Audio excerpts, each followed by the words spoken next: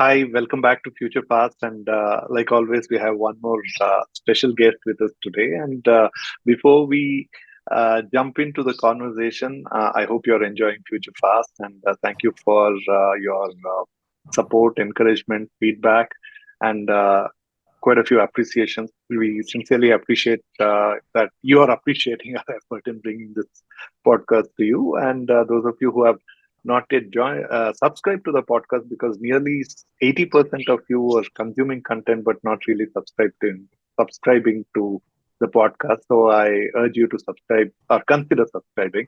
While I really appreciate that you're following the podcast. And once again, thank you. And today we have Krish Shankar, and many of you in India would be familiar with the name Krish Shankar, who's been part of few of the multinationals, international and Indian multinationals in India in the HR, and he is one of the senior most HR professionals in the country, very well recognized, regarded, and also many of you would be also familiar with this book. Hopefully, we'll also talk about the book as well. And in the recent times, he's involved himself more actively in social venture, social impact effort, and also into consulting. So, with that, Shankar, welcome to Future Fast, and thank you so much for making time to be here with us. Thank you, Nanju. A pleasure to be here. Heard a lot about this, so happy to join in. Well, my pleasure, and of course, thanks to our common friend who made this possible. So, Shankar, the typical way of we starting is to get you to share your journey. So, can you please share your journey with our listeners and audience? Oh my God. Well, I think it's a journey which has got lots of, I would say, um, on reflection, you look back and you never had planned it this way. Things happened in a way. Firstly, I was doing I did my early education in Jamshedpur and Calcutta because my father was working there, and did my college in Chennai. And then after that, in the college, I was wondering what to do, and there was the thought that you should do a ACA or AC, company secretaryship, standard South Indian saying do some of those kind of things. And then I met one of my seniors, in the train one day, and then he said, I hope you're applying for MBA. If you're also applying for MBA, please apply to XLRI and etc. And because he had just got admission there, so I just applied. That's how it is. I didn't know about the HR course in XLRI, but somehow I kind of picked it up and then I applied. I think that was again a very very serendipitous kind of thing that really happened. I think as I joined XLRI, I think it was a great. Firstly, lots of new things to learn. Somebody who's been just doing commerce and accounting, so it was lots of new things to learn. A lot of new people that you interacted with. And I kind of then took my first job, very young age. At the age of 21, I started working. My first job as a kind of those days it was called personnel manager not even a manager, we were called personnel executive in a factory called Aisher in a place called Parwano near Chandigarh. There for a couple of years, early years. Then I joined Levers. And Levers I spent about 21 years, and I think that has been again a great kind of an experience there. Even when I joined Levers, I didn't want to join Levers. I applied to Lipton because they had a job of a training manager in Calcutta. And because my parents were, my mother was in Calcutta, I said, let me find a job in Calcutta and go. But in the interview and various things happened. And then from applying for a Lipton training manager, I moved into HUL and, became part of the HR team in one of those days. I joined as a personnel manager in a factory. And I think that's how, you pick up things, as you work along. As part of my personal job, we also had many plants doing various export items in that factory. And whenever the production manager used to go on leave, I used to take care of it, manage it, be there. And soon, I did a project again on some export strategy with McKinsey. And then there was an opportunity for me to go and move out of HR and go as the operations manager of the export business based out of Chennai. So I moved out of HR, and for about 4 years I was running the export business. So we had a factory, we set up another factory. These are all small garment factories, and not many would know, but those days Unilever, HUL was exporting quite a lot. And we had something called specialities export, which included garments, carpets, mushrooms, various things we could export in order to ensure that, for the foreign exchange kind of thing. So yeah, and that was a great, very entrepreneurial thing. You did everything. You were on the road, talking to job work, contractors, going out to Tirupur, meeting customers, going and talking to customers in places like Italy, and then, and one of the experience I had was there's a order that got rejected, and I went to the customer in Italy, and he showed me all those shirts. And you feel very bad when you're there in the customer and you're looking at all that, and those are kind of tough things that you went through. You learned through all of that. And then after about 4.5 years there, I moved back to HR within Levers. Here again, somewhere I thought I should do a career there. I had some offers going out of Levers, and I wanted to go there. But then after that, I rethought and then stayed back in Levers and moved out of exports into HR. So in HR, I did various things. I did recruitment and training. We had a very nice training center there, which was well respected. So that was a great opportunity for me to be there and learn, and also get connected back to the concepts of HR, because all those years you've kind of doing, factory this, that, you've lost the concepts of HR. You're very operational. Getting back to training, you got into a little bit into the theory and the principles, and working with top leadership. That kind of, was quite good. Then I went to UK. Working real time definitely has its impact in the way you perceive HR thereafter, right? I mean, it won't be the same way that you just plug back in. Correct. No, I think working real time definitely helps. And secondly, working in a business rather than HR also helps, because then you try and become and say, listen, what would make sense? How can it be more practical? And sometimes, well, the intention of any HR thing is pretty good, but sometimes the people on the ground will think, yeah, is it really making a difference? So I think, being in the business helps you become a little more practical about what things you can, more focused. So yeah, then after that, I went to the UK, which was again a great experience. Couple of years there, involved in lots of newer areas that the corporate HR team was doing. Came back to India, running the HR for the foods business, as well as doing what we call those days as management development, which is basically looking at, all the training, leadership development for the company. Then I went to Singapore. I was there for 5 years, and there Unilever went through many changes. Couple of reorganization. They bought a company called Best Foods. Sorry, Unilever was Singapore was as a part of the Unilever, or as a part of Hindustan Unilever? No. See, India is called Hindustan Unilever. Right. The rest of the world is all Unilever. So only the Indian company is called Hindustan Unilever, because it has got local shareholding. It's a separate entity. And Unilever has about 51-52% shareholding in the Indian thing. But outside it is all Unilever. So therefore, from HUL, you move to Unilever in Singapore. And there I was there for 5. There I think the key thing, there was a lot of transition. Organization change, reorganization. A company called Best Foods was bought, so integrating that kind of thing. And for me, also working in a very different culture, Southeast Asia, and being part of was good learning also. And then I left Levers after almost 21 years, and then went to Airtel. Sorry, Shankar, before you jump to Airtel, within Unilever, when you were in India for so long, and then you moved to the corporate in UK, how was the HR as a function? Is it different, or is it as similar? Even though broadly it's the same organization, how different or how similar or dissimilar are they? Well, I think if you look at HR, I think there are two things that really. Of course, I think those days it was still called personal department, right? Yeah. Right. Those days, when even in UK it was called personal. Yeah, in UK it had changed. It was called personnel, but towards the end it was called corporate HR group. So therefore they Okay. changed it to I think in 1999 or 2000. Around that time they changed it. But in India it was personnel director for some time till I think 2004 or five. Then I think it changed to HR. But yeah, I think see if you look at HR, I would say there are two parts there, Manju. One part is the processes and the policies that are there. The second part is the kind of leaders who apply it and how they apply it. So that is the part.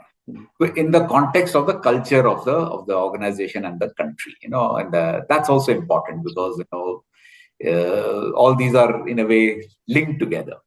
So while the HR processes would be the same, in terms of what we do, I think the ways some of the things are there and that would be slightly different. I think India had a very rigorous way of looking at it. Lots of senior management involvement and focus. In most of the HR processes. UK, when I went there, while it was there, I think it was a little bit more what I would call as giving uh, more control to the employee. So the managers would take a little lesser kind of a thing in terms of determining career, but give more to the employee. So they were a little bit, while the processes were the same, the focus in how they kind of approached it was a bit different. And I think, and there were other things. I think they were also, Unilever those days was very, very good company. Even the UK was known for very good HR systems. A lot of good things. I think the whole campus recruitment and the rigor they did in campus recruitment was phenomenal. How they looked at identifying potential was another very good thing that they had. How is it different from what you do in India? Well, I think in a bit different because if you look at the campus recruitment, India versus there, UK, the campus, it's not like India that you go on a day zero, you go and interview. Indian campuses are all about making fastest decision in the shortest possible time. Yeah. And to help you, the what do you call, there is a kind of stack rank of colleges, this, that. So you know that these are the top colleges you go to, then the best people may be there. You go, you got a short time, you interview and you decide. Yeah. So I think those days in Indian interviews, we would do a preliminary round of interview, then finish with a final round of interview and all within the same day. And then you give the offer by the end of the day, after about 4-5 hours. That's how the Indian campus system went. So it was all focused on it. What we also did those days in India before to help you understand certain competencies of people and to also ensure that you're looking at everything. We would do a group discussion. So we do a group discussion, shortlist a few people, do an individual interview. That would help you shortlist them, and then they do a final interview. So that was a process we did in India in the let's say in the 90s. Yeah. UK is very different because people will apply. There are no things that you go to the campus, that kind of thing. So people would apply.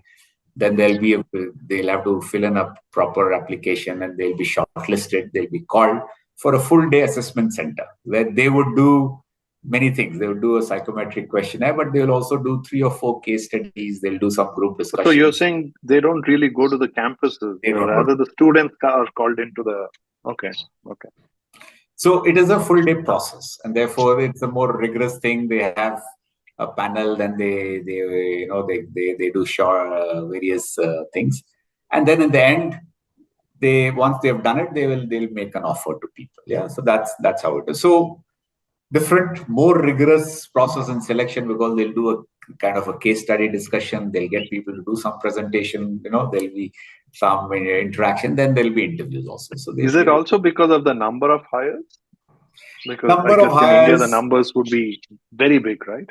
Similar. I mean, those days UK Unilever was pretty good. I mean, while India would hire, let's say, 50 management trainees those days, UK would hire, let's say, 30 or 40 because UK was. So it's not too much of a gap. Different, but the rigorous processes were there. Yeah, they probably had 30 years to process. So yeah, it's just that the Indian system was much about ego things, move it fast.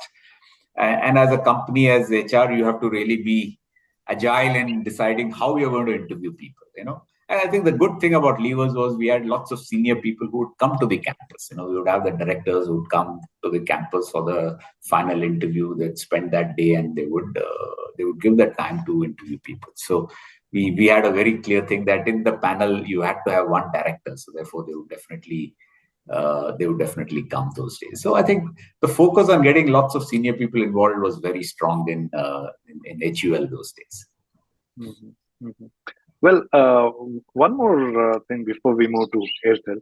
Uh, in UK and Singapore per se, how was the Indian professional perception those days? Because in a lot of context, in a lot of industries also, that one Indians are referred to more in our own terms as jugaad, as in we basically don't like to follow process. We jump the process, or we try to game the system. We try to rush things. So, was there a perception like that then? Did you, in your observation, and how was your how would you handle those things? Oh, okay. No, I don't think so. I think, see, when my experiences, I think what I've seen is they looked at India and said India is a very successful company. Yeah, HUL was one of the most successful companies in the whole of Unilever, and it produced good leaders. It was doing very well. So And this was not anybody, there in the Unilever. sorry, This aspect was not there in Unilever. Unilever was okay. It's still a very good company, but HUL was still seen. I mean, even those days, Unilever was among the top companies there. But HUL, they had a thing that it's a dynamic company, so Right. they felt that that is there. Second thing about that was, whenever those days, I mean, number of Indian expats who went out were very limited, very limited. And we would send a few people, and this will be based on various discussions. They'll say, okay, these are the people who people felt are going to be developed for the future. So they'll send them to the UK a couple of years. They'll with a plan that after 3-4 years you come back here. So if you look at it those days, all the key leaders, Mr. K.K. Dadiseth, he had gone Mm-hmm. to Unilever, Mr. Vindi Banga, Harish Manwani, all of them went, did a kind of a stint, couple of years, came back, and then grew within the company and became chairman, etc., etc. Correct. So it was like, we never sent too many, but it was like clearly identified people in a very structured way that they would go. Very short duration, not more than between 2 to 3-4 years, and then you come back. So the numbers were there. I think we all went there more as somebody who's learning, who's getting exposure, but also kind of, trying to see if we can contribute, and that's how we started, because we were very young in the organization those days. That was then. That was like, I'm talking about late 90s. So it's, now, what, 25, 30 years from now, I think things have changed. Now I think you've got a lot of Indian talent across in all fields, from finance, very strong Indian, IT, marketing. I mean, you would look at these areas, you would find HR. I mean, very strong set of Indian talent were there, not only in companies like Unilever, across the thing there. So I think the acceptance and understanding, I think over those 25, 30 years has seen a huge sea change in how it was. So to your question, I don't think they looked at us as jugaad, because again, the people who went from India were limited numbers. They looked at saying these are people to be developed, so they would give us projects, they would give us thing, and over time we would get into day-to-day working, be part of the daily processes, etc., etc. But we were all very clear that we'll go back. It was all very clear. It's not that you're there and you could do something else, but we were all very clear that this is a 2 to 3 year stint. After that, you're going back. So that was very clear from the beginning. Right. And now, please move to the Airtel part. So, also to your question, now UK was that. Singapore is a little different, because when I went to the UK is a little bit, because there's lots of talent. Singapore and other places, I think they looked at Indian talent as somebody who can help drive the business, because you're coming, it is not that you're learning, but you're also driving business. And I went there after a little more experience. And as a VP handling HR for, let's say, foods in Southeast Asia. then I think they know that here's somebody who has had good experience, comes from a company which is successful, so good talent. So you're proven, and they would like you to come and do that.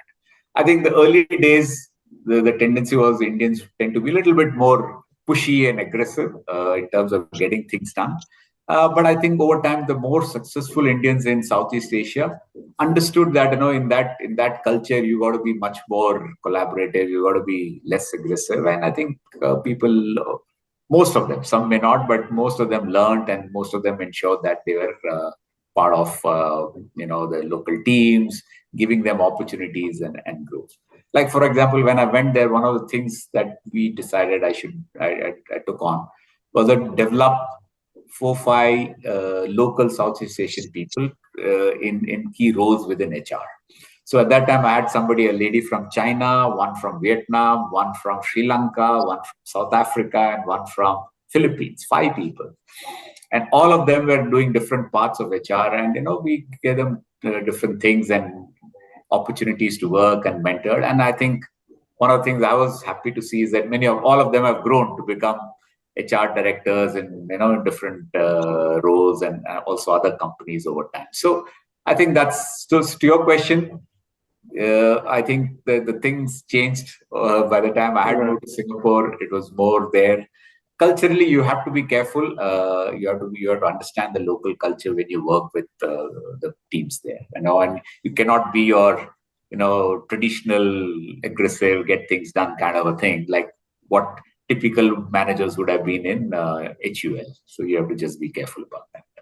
Yeah, and HUL was always known as a aggressive organization, right? Maybe the nature of business demanded it to be aggressive.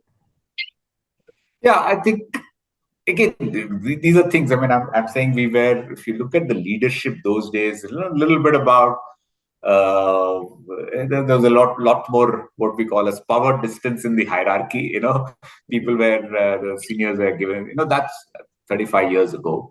Things have changed over time.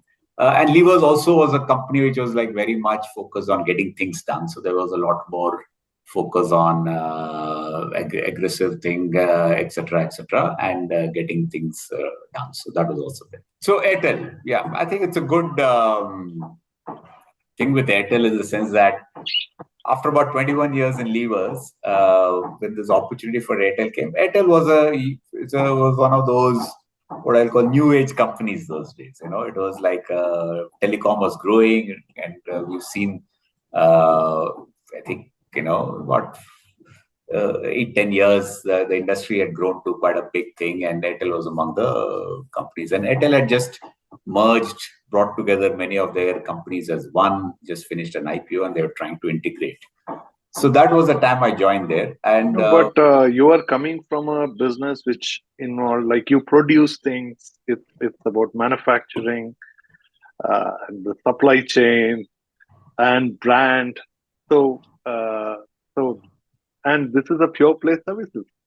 Yeah, it was. So if you look at it, those days, Airtel, I mean, one of the reasons I joined there also was because the marketing head also moved from Levers, and that kind of inspired me to join there. But when you look at Airtel those days, it was, while it was network and IT service, telecom services, but the focus was all on similar to FMCG in terms of distribution. So distribution, sales and distribution was like a large part of the workforce. So it was like a similar. You had circles. Each circle had zones, and those zones had a large teams which were basically sales teams. So it's typical to an FMCG sales kind of a thing, because we were distributing to every store, a pan store, pan dukan, or a kirana, because those were recharge and SIM cards yeah, and the various prepaid things. was a, Yeah. So that's how the whole industry grew their customers, I think, right from 2007 to 2010-12, because that was all the growth through lots of I think prepaid nearly SIMs, 70% was prepaid user base, right? and the recharge cards and various things, so all those had to be available at the point of purchase. Therefore, it was a lot of Correct. distribution-led, managing the distribution, etc. was the big kind of a thing. Getting the maximum footprint for your Yeah. recharge card. And also things like marketing, where you started thinking the brand, of course, was Airtel as one brand, but that's where the traditional FMCG brand thing worked. But you also started looking at marketing services. Yeah. So therefore you started getting talent from FMCG companies who would understand a little bit about customer segmentation, those kind of things. So yeah, so it was in a way similar to FMCG in the sales and distribution part, but it had the strong backbone of network, IT, etc., which were there. Mm-hmm. So yeah, so I think many people who joined at that time, in terms of the more senior leaders, I think many came from FMCG companies. So Levers, Pepsi, Coke. So these are the kind of companies that people joined Airtel from.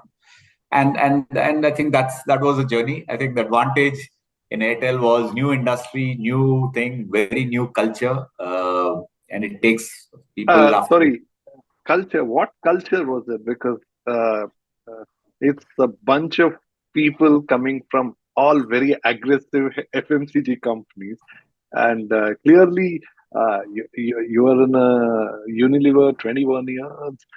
It's a very homogeneous ecosystem for you, and here it is so diversified. I mean, that must have been a crazy challenge as a Yeah. HR leader for you to even have all these leaders coming from very aggressive companies, right? Coke, Pepsi, even including Unilever too. Uh, so, I mean, as easy as you make it sound, was it that easy? So if you look at Nanju, if you just look at culture, I think it's quite a complex thing. It's a mix of many things that I would say. I think first part of the culture comes from what the founders and others set it up, in terms of their focus area and other things. And I think when Mr. Mittal, Sunil Mittal and team started the Airtel, I think one of their things was a lot bit about, listen, we've got to be, and when they started, they were not very well known names. They were like they're just starting out, and they had this thing about, listen, we have to be working harder than the others. We've got to be more aggressive, and we've got to take our bets. Yeah, and I think and the other thing he believed was fast decisions, but empower the local teams. And I think that's how he Sunil created those what we call as circle CEOs, and each circle was a state in a way, and they were CEOs because they had end to end, and they were told you are the person Correct. responsible. That So was they also the telecom business model, right? Every circle had different CEO. I don't know who started it first, but it pretty much had multiple CEOs That for each yeah. So circle. it became C because because they gave that circle full end to end, not end to end, all the functions. You had HR there, you had finance, you had supply chain, you had network, And you had also, I everything. think there were so many companies, right, locally, which, in fact, even Airtel acquired JT Mobile in Bangalore. Yeah. So my first connection was there, and then it moved to Airtel. So maybe was that the reason, or it was by design? It was made into I this think model. it evolved. I mean, partly that was the reason because they were smaller entities, they did it. But also, the thought on this was that telecom licenses were given by circles. Yeah. So therefore, that is the Ah, first thing. right, You would right. get a license and a spectrum for a circle. So it will be But like, did it also demand everything localized, like what you're saying? No. All It didn't demand, but so it therefore, just when so as a happened. company, you never got across the country. You would get these five circles, and these would have started very disparate. So there is like Airtel didn't have Mumbai; it had only Maharashtra in the beginning. Then it bought in it had Tamil Nadu, but then it bought.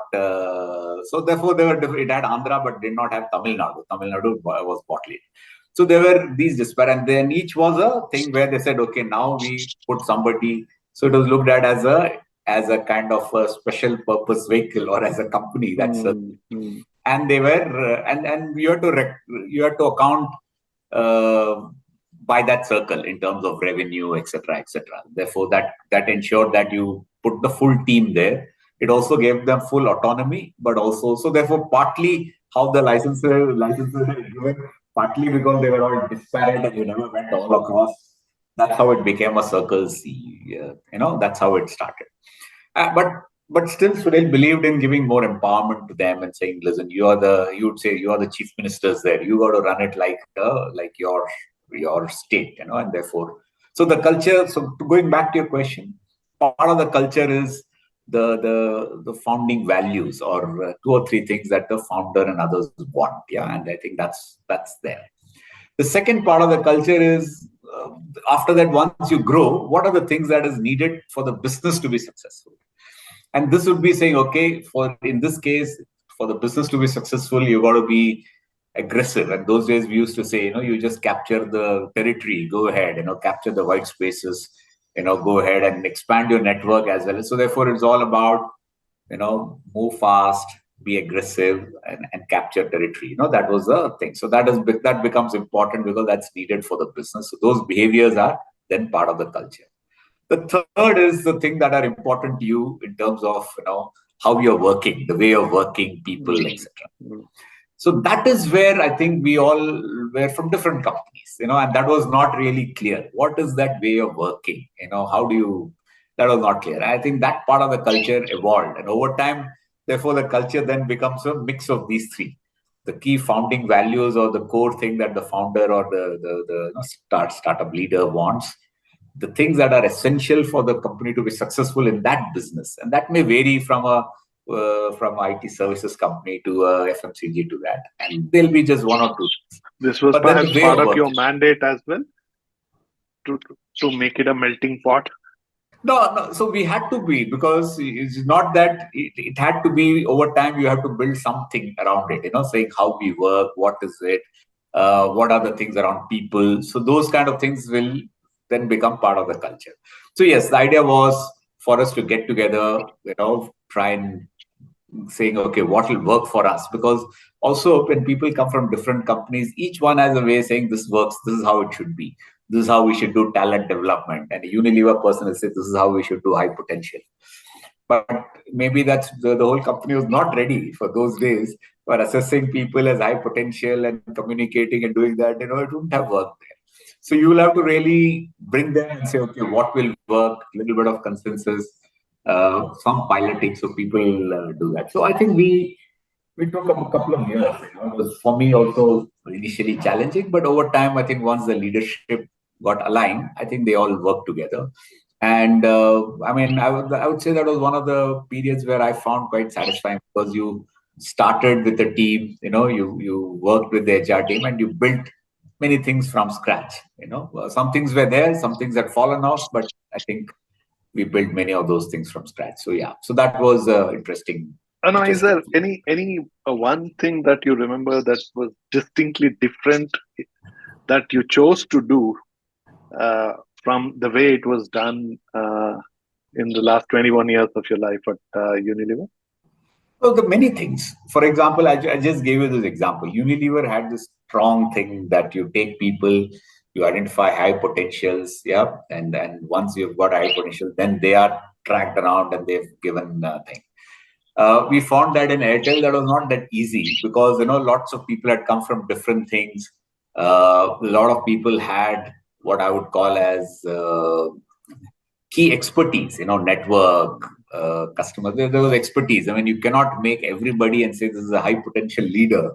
So you also have to value expertise there, because that IT services needed people from network who may not be your future leader, but they're very critical for different things that they do.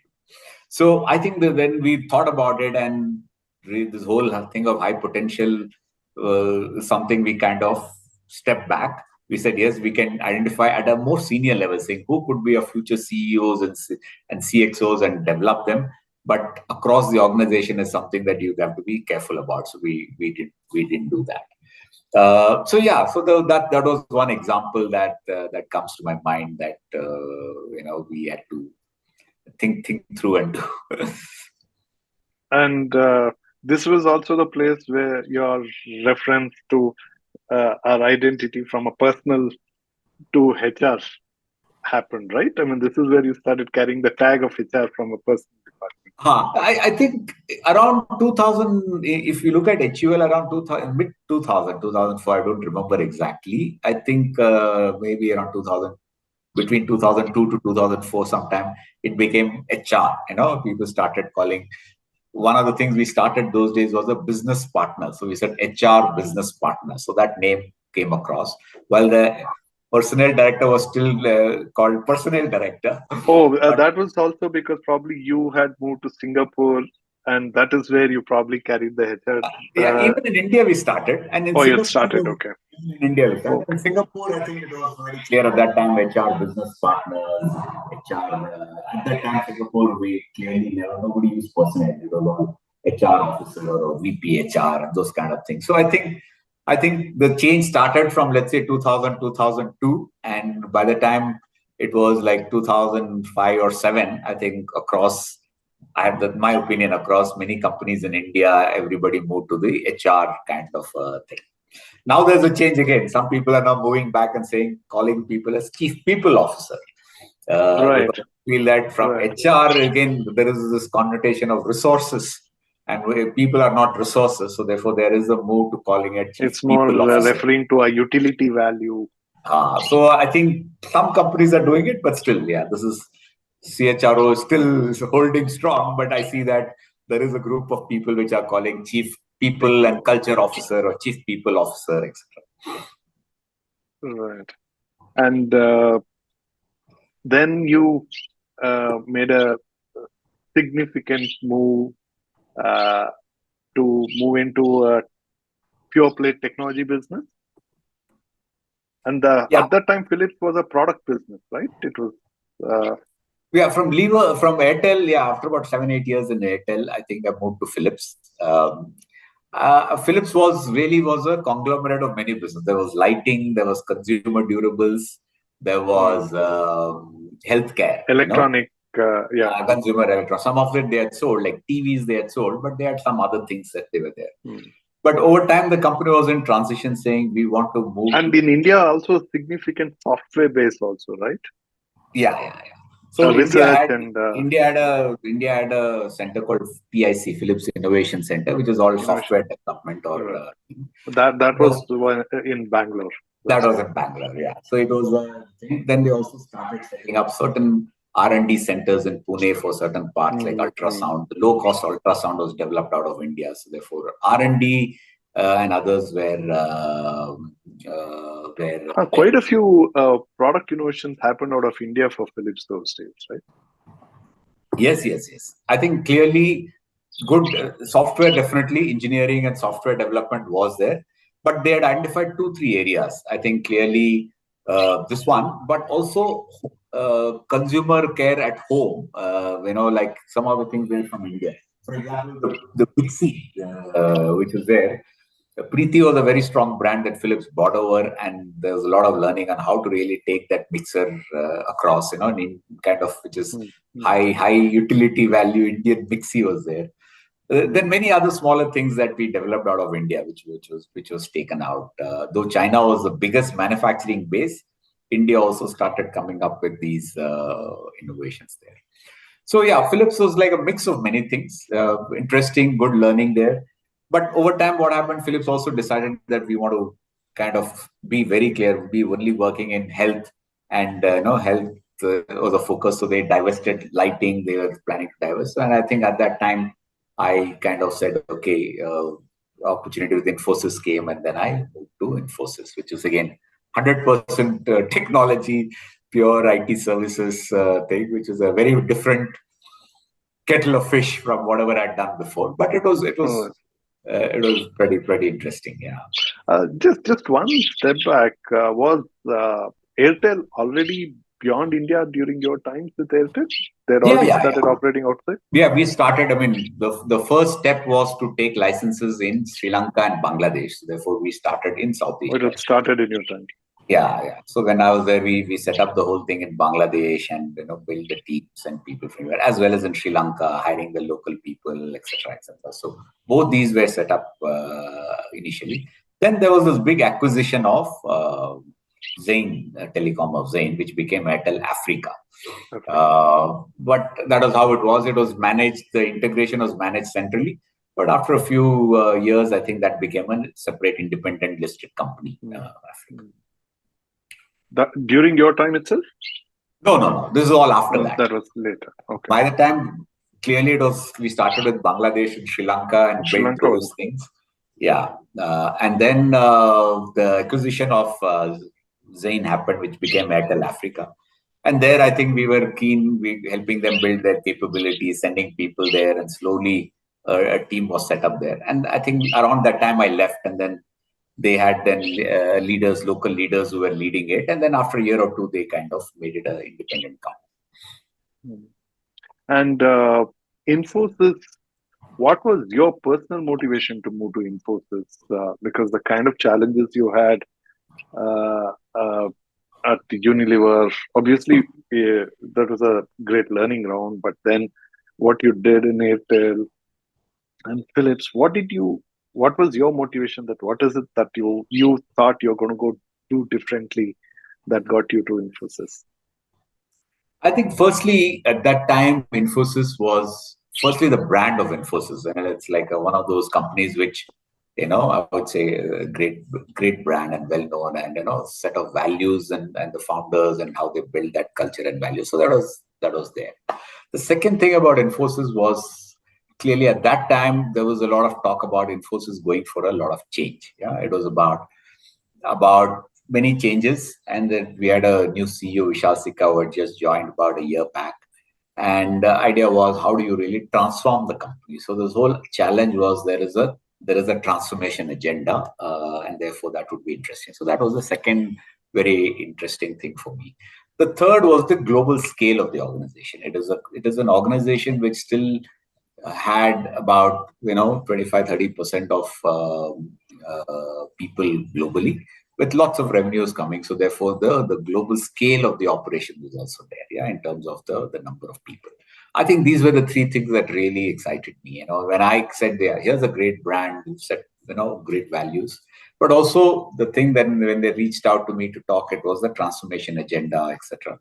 And that was the key thing that really said, I felt. And correct me if I'm wrong, around your time itself was a new focus for India business itself, right?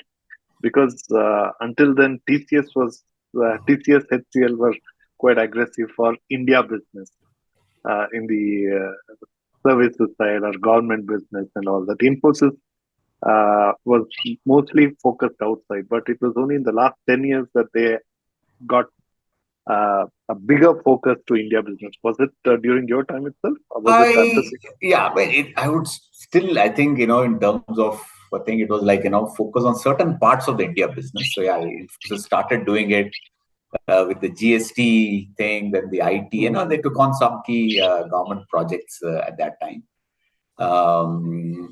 If you ask me, was it a very conscious choice? I'm not sure, but I think it was about how can we also add value to what the agenda the government had for, digitizing the economy, etc., etc. And I think there was a focus on taking some really tough projects there. Yeah.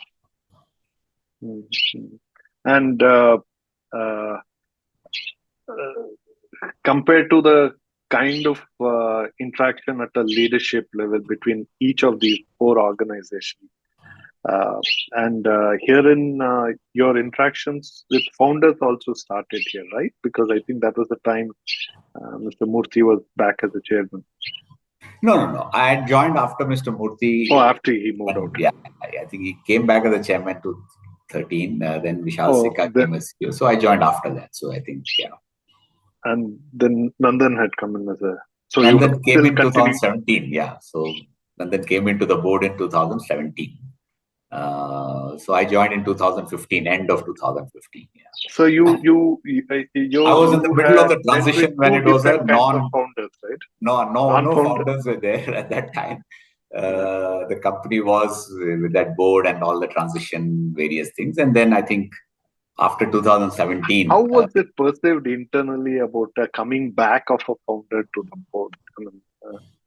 I mean, of course, there was a whole lot of media talks happening and articles happening for, against everything.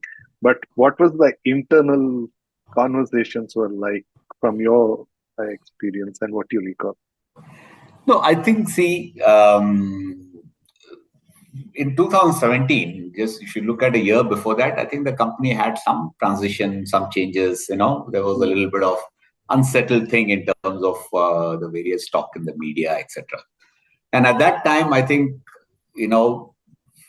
clearly all the founders have been held in great respect and regard by the employees of Infosys. And with someone like Nandan, who came back as a chairman of the board, it really brought saying, that here's somebody and Nandan was a phenomenal leader, great person, not only within the thing that he built in Infosys, but also what he had done for the country through Aadhaar, etc., etc. So therefore, he is a phenomenal person and a personality. And I think when he came back in 2017, it probably, gave a lot more, what I would call as a lot more boost, morale kind of, improved, and a calming influence saying, listen, we have somebody somebody who's capable completely across many But fields. he had also dabbled with politics at that time. Was that not an aspect of bringing some people to question? Because obviously it was a disaster, That was right? long back. I don't think, It when was he did. 2014, Yeah. about 3 years before. But So yeah, but that was not a I don't fact think that that people was. didn't really. No, I don't Okay, think people ever thought about that. So no. okay. So I think they saw him as somebody who's been associated with the company, a great leader who's very well regarded, but also somebody who has done something big for the country through Aadhaar and the vision that he really created for technology and the company. And I think that, and more than that, he was just a very leader who was clear, open, approachable. And I think that really helped the team quite a lot. Right. One more thing. I've always had this thought about the founding team of Infosys. I think the biggest respect Infosys brand gets, and also I think I've heard it from many CEOs who said that they have stock options because that is the biggest takeaway from Infosys, right? That the idea of sharing wealth.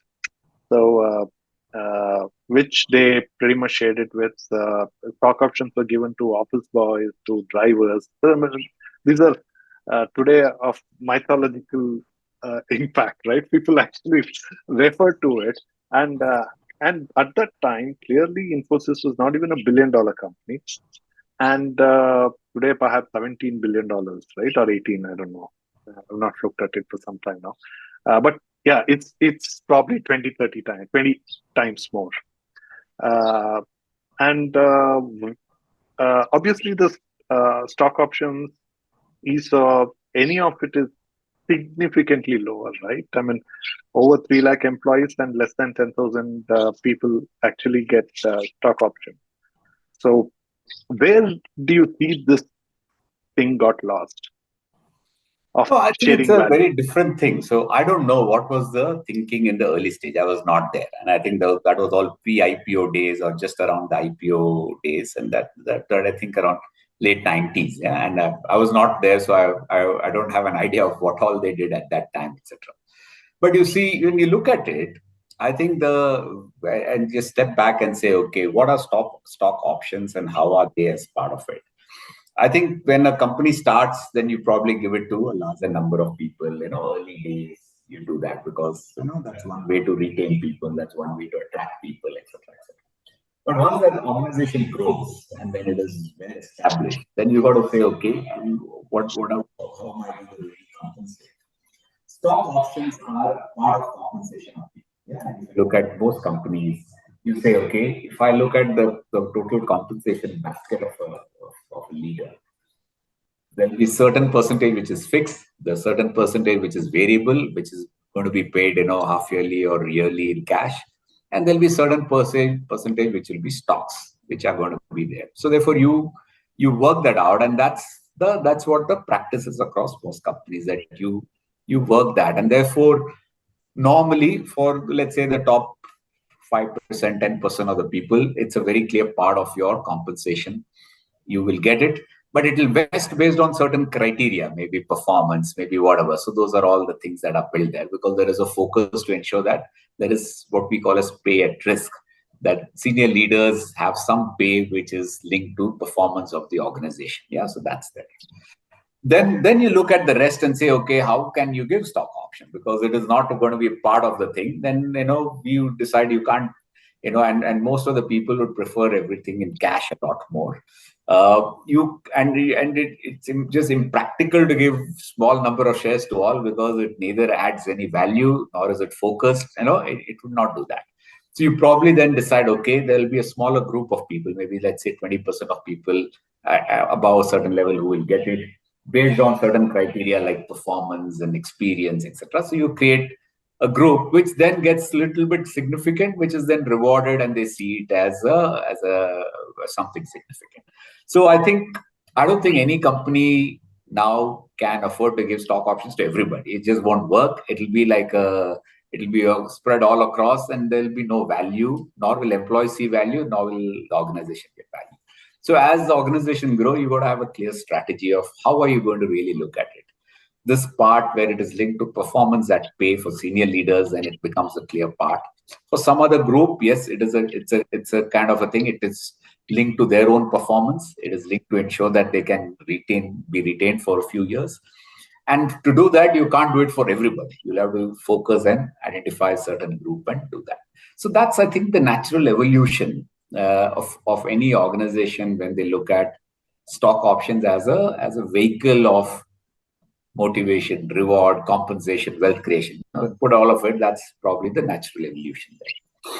All right. Well, I would like to indulge more on these things, perhaps in our second part. So, what's your biggest? I mean, if you have to put the three, I mean, maybe we'll leave Philips out because it was the shortest span you had. But if you look at between Unilever, with majority being in HUL, and Airtel, where you had opportunity to set a lot of processes in place, and Infosys, where a lot of things were perhaps in place, but there was some amount of reset happening in that sense. So between these three things, as a HR leader, what are the three things you would like to earmark? I mean, I have one more question after that. Sorry. So I said last. So one more question. So what are the three things that you identify which is unique to each of these three organizations as a HR leader? Oh, well, I think in levers, clearly it is the focus on leadership development and the attention and the thing that everybody across the organization did to develop people and leaders. Yeah. So the focus on the management trainee program, the focus on identifying high potentials, the functional resource committees, which will come together to discuss who are the key people who are high potential and how do you grow them. Then the HR planning system where you discuss once a year saying, who are the key people, etc. And also discuss with Unilever saying, who are the people who we'd like to propose for some overseas opportunities in secondment. So the whole focus on leadership and people development through a very structured way, I think was unique to HUL. And more so, I think HUL, the leaders spent a lot more time and really focused on making this work. Yeah, I think any company can have these processes, but these processes are of no use unless it is implemented in the right way, in the right spirit, with the right type of leaders. Yeah, so I think that's probably the unique thing that came together in levers: the culture, the right leaders, and the processes for leadership development. Yeah. That thing has evolved over time, but I'm saying at that time, probably, and I don't know what people would say about it now, but I'm looking at it my time, and this is what it was very known for. Airtel, I think, was a company which was, in those days, a company which is growing in a thing, a lot of newer people had come in. It is a company with, and the key thing there was, I would say, the energy in the organization. Yeah, the energy, because this was an organization where growth was, everything was coming up around that time. So there was a lot of energy in the organization. Also, it was an organization where, for me, it is about, I think it's about how the organization was established, in terms of ensuring that we have the right kind of processes for that organization. Yeah, but the key thing there was all about the energy and the kind of, what I would say, I wouldn't say aggressive, but the the culture to go and get things done. Yeah, so that was I think the key part of Airtel. I think Infosys clearly is a company where it's got a phenomenal legacy, yeah, and a very different business, because the IT services business is not a business that is like, it's a momentum business, I would say. It's not a business that will have a quick spike, go up and down, but it is built over years of momentum, because you've got good long contracts, people. So it's a business which will take time to scale, and then once it is done, it will grow on its momentum. So it's a very different business. And I think here it is about, the key thing is ensuring that the processes for people at the what I would call, see, Infosys every year, let's say, hires, if you look at it, anywhere between 30 to 70,000 people a year. Yeah. So this is the kind of people you hire. Now, the processes to make all of that work, hiring them, training them, and whatever it is, because fresh graduates from India are not really ready to do any work. So training, the right process to evaluate, putting them, moving them across jobs, promoting them, in the first job after 3 years, uh, giving them opportunities to skill, move across careers, and then identify the people with the right skill, so that they are needed with and ensure that for every customer there is some amount of continuity you manage, yet you give them growth. So you can't. But if you ask any customer, they'll say, don't change anybody. I want everybody to be there with me, which is good. But sometimes people will also have to have some growth. We also have to, so you have to really manage that. So this whole process of looking at the organization, and this cannot be done just by a few people. It has to be done with a mix of very strong, rigorous processes, a strong technology that enables those processes, and the governance mechanism to ensure that it is done. Yeah, so that I think is very important. I think that is the core of any IT services company. This whole talent management process, including everything, right from the time you hire, you engage, you deploy, you train.